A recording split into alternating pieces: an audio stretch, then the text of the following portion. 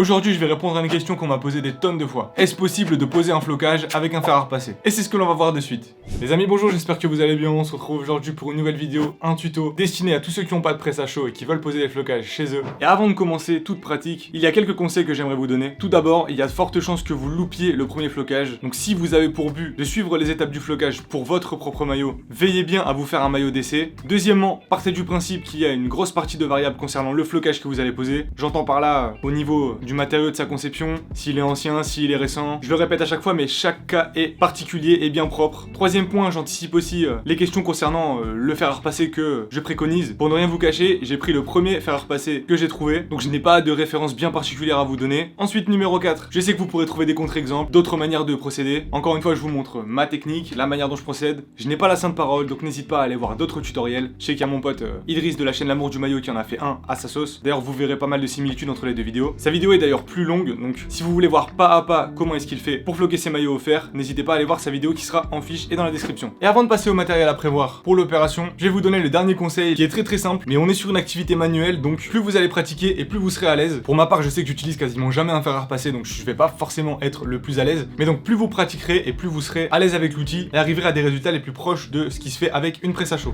Maintenant que tout ça a été dit, je vais vous montrer ce que j'ai préparé pour l'opération. Tout d'abord, forcément, le fer à repasser qui a rien d'exceptionnel, température réglable, mais qui n'est pas lisible avec un afficheur, donc c'est simplement une molette où tu règles la température avec les matériaux à repasser. Ensuite, tout simple, mais 2 feuilles de papier cuisson. Pourquoi 2, vous le comprendrez juste après. Et la partie la plus importante, alors j'imagine qu'il y a d'autres manières plus optimisées, et j'ai vraiment voulu aller à l'essentiel avec cette planche qui est assez grande, simplement une chute de bois donc qui est assez épaisse, et qui va nous servir de support à maillot. Elle fait 50 cm par 30, et je pense que vous pourrez facilement vous en faire découper une dans un magasin de bricolage proche de chez vous. Maintenant, les habitués de maillot et les maniaques comme moi redoutent tous une chose, à savoir les petits accros faits avec cette petite partie de la planche. C'est pourquoi je vais vous conseiller de récupérer une thé d'oreiller, tout simplement, ou bien un vieux vêtement, une chute, qui vous permettra de recouvrir cette planche. Donc là, comme c'est une thé d'oreiller, forcément, je peux l'enfiler de la même manière que son utilisation de base. Nous avons tous les éléments, on va donc passer au flocage. Enfin, tous les éléments pas vraiment, étant donné que je vous ai pas encore montré le maillot que nous allons floquer.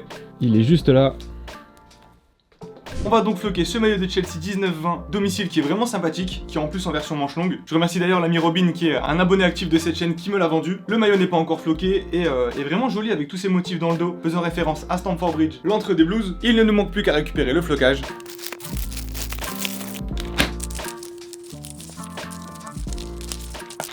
Maintenant que tout est réuni, nous voilà prêts pour tout mettre en place. Allez, nous voilà prêts pour poser le flocage. Je vais commencer de la manière la plus simple en mettant à chauffer le fer à repasser. Je ne le mets pas au maximum parce que l'un des risques les plus importants durant cette pratique, c'est de brûler le flocage et le maillot. Donc ce que je peux vous conseiller, c'est d'y aller progressivement. Dans l'idéal, il vaudrait mieux prendre un maillot d'essai qui va vous permettre de faire un test sans aucun risque pour pouvoir mettre le fer à bonne température. Et donc on va commencer par la préparation de notre établi. Ce que je fais, je récupère la planche, j'enfile la tête d'oreiller au propre. Et déjà, premier avertissement, faites attention à ce que vous n'ayez pas de plis en dessous pour que vous ayez vraiment un plan parfaitement droit. Pareil pour ce qui est de l'excédent, vous pouvez le mettre en dessous de la planche, mais plié correctement pour garder cette uniformité. Et si vous ne voulez pas être embêté, vous pouvez déjà commencer par mettre un coup sur votre planche, ce qui vous permettra de ne pas avoir de plis et une thé d'oreiller repassée sur la planche. Nous voilà prêts pour recevoir le maillot, on va donc le récupérer. Et donc maintenant, deuxième étape cruciale, presque la plus importante, c'est d'enfiler correctement le maillot et de parfaitement le centrer parce que si vous prenez de mauvais repères, si vous l'enfilez de travers, ça va fausser toutes les étapes suivantes. Donc là, dans ce cas-là, avec les manches longues, on essaye de les mettre sur les côtés pour éviter qu'elles ne dérangent. Je prends vraiment beaucoup de temps pour le placer, pour qu'il soit le plus tendu possible. On peut maintenant procéder au placement. Comme d'habitude, on essaie de prendre le centre. Ça va pas être évident dans ce cas-là. Nous voilà plutôt pas trop mal, on est bien centré, au niveau de la hauteur on devrait pas être trop mauvais non plus. Et nous voilà prêts après de longues minutes passées à placer le nom et le numéro, prêts à pouvoir appliquer la chaleur sur le flocage. Ce que l'on va donc faire, c'est qu'on va disposer la première plaque de papier cuisson qui va nous servir de première protection et la deuxième par-dessus qui va être très importante également. Alors, on prend le fer et la clé de la technique c'est de ne pas rester toujours au même endroit pour éviter d'altérer le maillot et le flocage. Donc on va commencer tranquillement par le nom.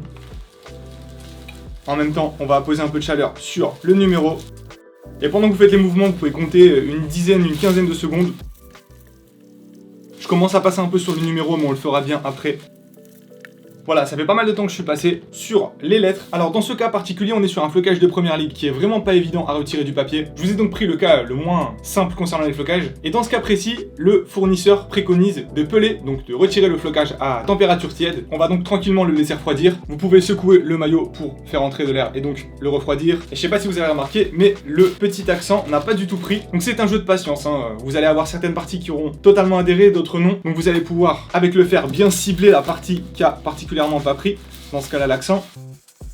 Un conseil, n'insistez pas énormément non plus pour éviter de tout cramer, car toute erreur est irréversible, donc prenez vos précautions. Maintenant, tout à l'heure, j'ai commencé à poser le numéro, et comme vous pouvez le voir, une partie a pris, l'autre est forcément pas prise étant donné que j'ai pas mis de chaleur dessus. Mais vous pouvez déjà voir un changement d'état étant donné que là il y a quelques petites bulles par-dessous. Vous voyez que le flocage a commencé à coller. On va faire la même chose pour le numéro de suite. Étant donné que l'attente peut être assez longue, autant anticiper et le faire. Nous voilà une dizaine de secondes plus tard. Le nom commence tranquillement à refroidir. Et on va voir ce que ça donne côté déflocage. Ça reste encore assez chaud, on va donc patienter bien sagement. Et le petit conseil que je pourrais vous donner si vous commencez, ça vous viendra naturellement à force de pratiquer, mais la clé du déflocage, c'est de décoller un léger coin. Et une fois la brèche ouverte, il faut suivre la lettre, il faut suivre le flocage. On remarque que le E a commencé à prendre. Et là, comme je vous disais, j'essaie de suivre le tracé de la lettre E. Est-ce que l'accent a pris? Ça, c'est une autre paire de manches. On voit que le T a quant à lui pas pris du tout.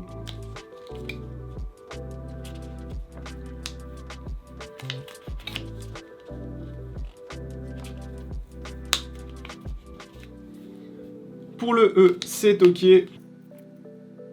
Pareil pour l'accent, on remarque que l'accent n'est pas totalement collé sur ce coin inférieur. On va bien entendu repasser dessus tout à l'heure. Pareil pour le T qui a réussi à se décoller au niveau d'un coin, ce qui va me permettre de décoller tout le reste. Et là, petite preuve, la partie ici n'a pas du tout collé, elle est encore sur le papier. Mais comme j'ai réussi à récupérer une paire d'adhésions sur le haut, ça va me permettre d'enlever tout le reste. Les autres lettres n'ont pas bougé, on va repasser un coup de fer juste avant, on va regarder ce qui se passe côté numéro. On va attendre un petit peu étant donné qu'il a été fait après les lettres, ce qui fait qu'il est donc plus chaud. En attendant, on réitère l'expérience. On va maintenant faire preuve de patience en attendant que tout ça refroidisse. Alors, et maintenant, ça reste encore vraiment chaud. Prenez le temps encore une fois, attendez bien que ça refroidisse. Les lettres qui avaient déjà été décollées forcément ne sont plus solidaires du papier.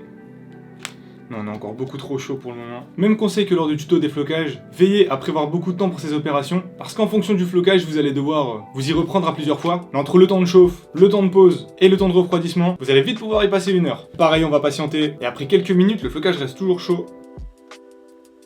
On remarque qu'il y a certaines parties qui se sont décollées. On va y aller progressivement. C'est vrai qu'il n'y a pas énormément de points d'accroche, étant donné que vous avez des bords super fins sur ces flocages-là.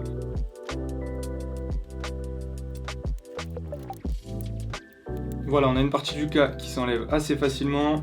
On suit la forme de la lettre.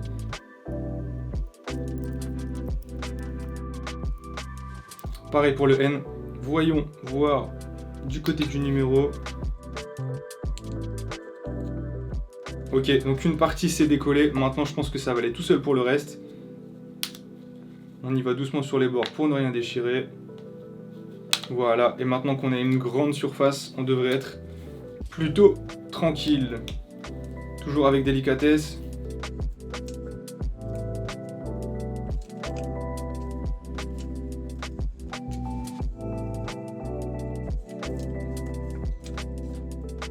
Étant donné que le A et le N n'ont pas forcément pris, on va repasser un coup de fer et on va en profiter pour remettre un autre coup sur le numéro 7 pour que les coins soient vraiment soudés dans le maillot.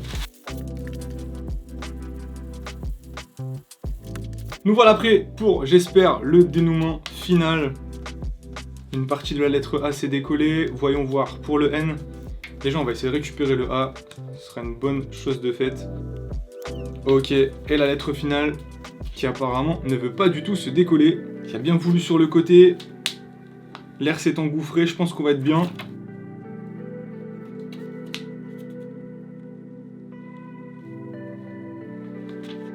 Et voilà. On a donc réussi. Je vais maintenant, pour les finitions, repasser une dernière fois avec le fer. Et je vous reprends d'ici quelques minutes avec le résultat final.